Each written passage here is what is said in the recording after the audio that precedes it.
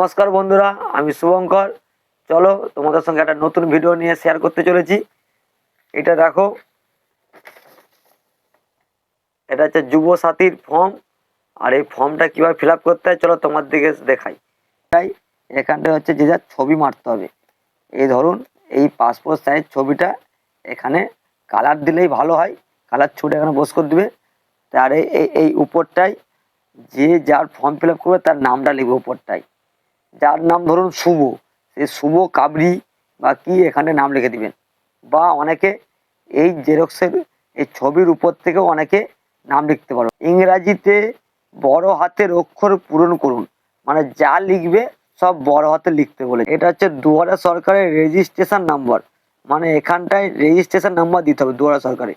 ওটা তোমরা যেখানে জমা দিয়ে ব্লকে দাও বা অঞ্চলে দাও, তাতে রেজিস্ট্রেশন নাম্বারটা বলে দিবে, তোমরা সেখানে বস করে নিবে।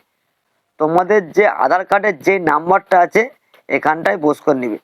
ধরো আমি এখানটায় কিছুর জন্য এই 00 সব বস করে দিলাম, ঠিক আছে। অক্ষর আমরা 12টা লিখবো, যাদের যটা অক্ষর তটা লিখবে। যে পরীক্ষা দিয়েছিলে অ্যাডমিটে যে নামটা আছে বা সার্টিফিকেটে যে নামটা আছে সেই নামটাই এখানে বস করে দিবে। ধরো আমার নাম হচ্ছে শুভ, বা কারোর নাম হচ্ছে আকাশ। আকাশ জানা বা আকাশ কাবরি, সে কীভাবে ফিল আপটা করবে চলো তোমার দিকে দেখিয়ে দিই। ধরো আমার নাম হচ্ছে শুভ, তাহলে কী লিখবো? বড় হাতে যা লিখবো, SUVO, শুভ। ধরো জানা, এই মিডলে একটা অক্ষর একটা ঘর ফাঁকা দিয়ে লিখবে এখানে JANA, জানা, ঠিক আছে। এই দেখো, দেখে নাও ভালো করে, মিডলে একটা অক্ষর ফাঁকা দিয়ে যে যার টাইটেলটা লিখবে। তারপরে কি লেখা আছে? মোবাইল নাম্বার, মানে ব্যাংকের সঙ্গে যেটা অ্যাড করা আছে মোবাইল নাম্বারটা, সেই মোবাইল নাম্বারটা এখানটায় লিখবে। তারপরে কি লেখা আছে? ইমেল আইডি, কারো যদি ইমেল আইডি থাকে স্মার্টফোনে সেই ইমেল আইডিটা দিবে, আর না থাকলে না দেওয়ারও দরকার নেই, অসুবিধা নেই। এবার কি বলছে? জেন্ডার, মানে তুমি ছেলে না মেয়ে না তুমি অন্যান্য, মানে তাকে সে লিখবে মেল, কেউ যদি মেয়ে হয় সে লিখবে ফিমেল, ঠিক আছে। তারপর হচ্ছে ডেট অফ বার্থ, মানে তোমার যে অ্যাডমিট কার্ডে যে ডেট অফ বার্থটা দেওয়া আছে সেই ডেট অফ বার্থটা তুমি দিবে। যারও যে 02/05/2000 সালে কারো যদি জন্মায়, তাহলে এখানে তার কি লিখতে হবে? এখানে লিখতে হবে যে 26 লিখতে হবে, কারণ 2026 পর্যন্ত 2026 বয়স, 2026 মানে এখানটা লিখতে হয়। এরপরে হচ্ছে ফাদার নেম বা পিতার নাম, মানে তোমার বাবার নাম কি।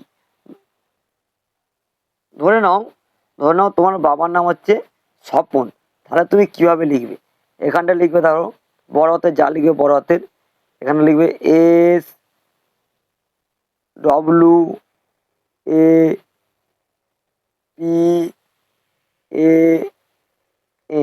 স্বপন। একটু ফাঁকা দিয়ে তারপরে তোমার বাবার নাম যদি জানা হয় এখন লিখবে JANA, মানে একটা করে ফাঁকা দিয়ে টাইটেলটা লিখবে। তারপর ধরো তোমার মায়ের নাম, মানে তোমার মায়ের যা নাম সেটা এখন লিখে দিবে, সেম টু সেম এখানে ফাঁকা দিবে একটা করে দিয়ে টাইটেলটা লিখে দিবে। এবার ধরো তুমি হয়তো বিবাহিত, যদি ছেলে হয় এখানে তার যে যার স্ত্রীর নাম লিখবে, আর যদি মেয়ে হয় মেয়ে যদি ফর্ম ফিল আপ করে যে যার স্বামীর নাম লিখবে। কেউ যদি বিবাহিত না হয় তাহলে এখানটা লেখার দরকার নেই। যে ক্যাটাগরি, তুমি কোন ক্যাটাগরির মানুষ, জেনারেল না SC না ST না OBC। যদি ST বা OBC হয় তাহলে এখানে টিক মার্ক দিয়ে নিচেতে তোমার ST বা ST যে সার্টিফিকেট আছে সে সার্টিফিকেটের নাম্বারটাই লিখবে। আর যদি না হয় তাহলে সে এখানে জেনারেলে টিক মার্ক দিয়ে দিবে। যদি বিবাহিত হও তাহলে লিখবে ম্যারিড, আর যদি বিবাহিত না হও তাহলে লিখবে এখানে আনম্যারিডে ঠিক দিয়ে দিবে। আর যদি কারো স্বামী মারা যায় তাহলে এখানটা লিখতে পারো বিধবা বা বিপত্তি, এখানে লিখতে পারো। দেখো এখানটা লেখা আছে হচ্ছে কন্ট্যাক্ট ডিটেলস, মানে তুমি যেখানে থাকো সেই ডিটেলস তোমাকে দিতে বলছে। প্রথমে কি লিখছে? হোম, মানে বাড়ি বাড়ির নাম্বার, এখানটা লিখতে বলছে বাড়ির নাম্বার। তোমার যে ভোটার কার্ডের লিস্টে চলে যাবে সেখানে যে যার বাড়ির নাম্বার দিয়ে থাকবে এখানটায় বাড়ির নাম্বার লিখে দিবে। তারপর লিখছে ভিলেজ, টাউন বা সিটি, মানে তুমি কোথায় থাকো। গ্রামে থাকলে গ্রামের নাম লিখবে, শহরে থাকলে শহরের নাম লিখবে, আর নগরী থাকলে নগরীর নাম লিখবে। তারপর লিখে কী লিখেছে পোস্ট অফিস, মানে ডাকঘর, মানে তোমার পোস্ট অফিসটা কোথায় সেটা এখানে লিখে দিবে। তারপরে কি দিয়েছে তোমার গ্রাম পঞ্চায়েত বা ওয়ার্ড নম্বর। তুমি যদি গ্রাম পঞ্চায়েতের মধ্যে থাকো তাহলে গ্রাম পঞ্চায়েতের কোথায় আছে সেটা লিখে দিবে।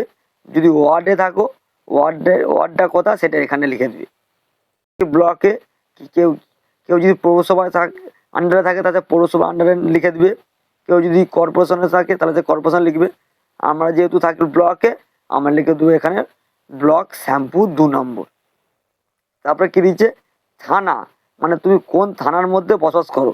যা শ্যামপুর থানা সে শ্যামপুর লিখবে, যে বাগনান থানা সে বাগনান থানা লিখবে।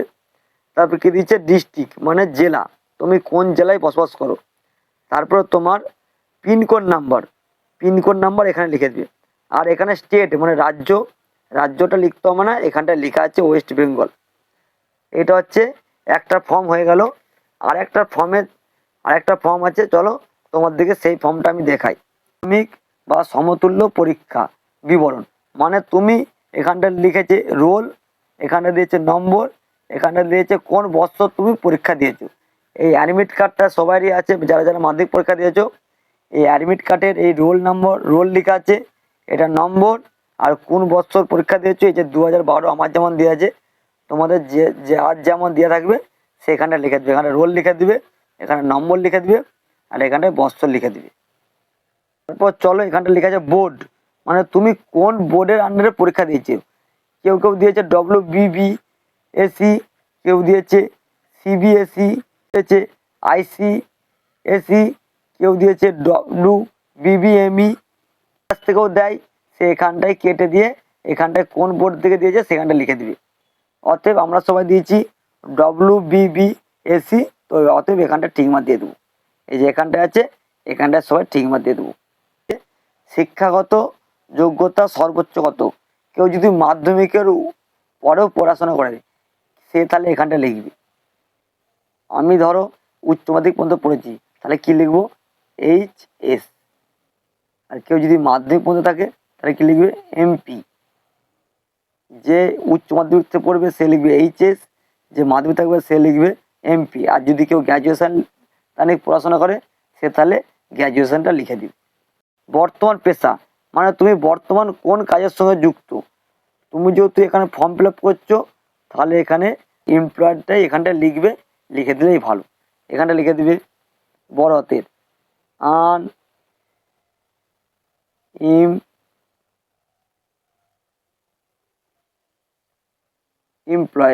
আনএমপ্লয়েডটাই লিখে দিবে, কারণ যেহেতু তোমরা ফর্ম ফিল আপ করতেছো। ব্যাংকের নাম, মানে তোমার যেই ব্যাংকে এই 1,500 টাকা বা 1,500 টাকাটা ঢুকবে সবুজ সাথীর, সেই ব্যাংকের নামটা এখানে দিবে।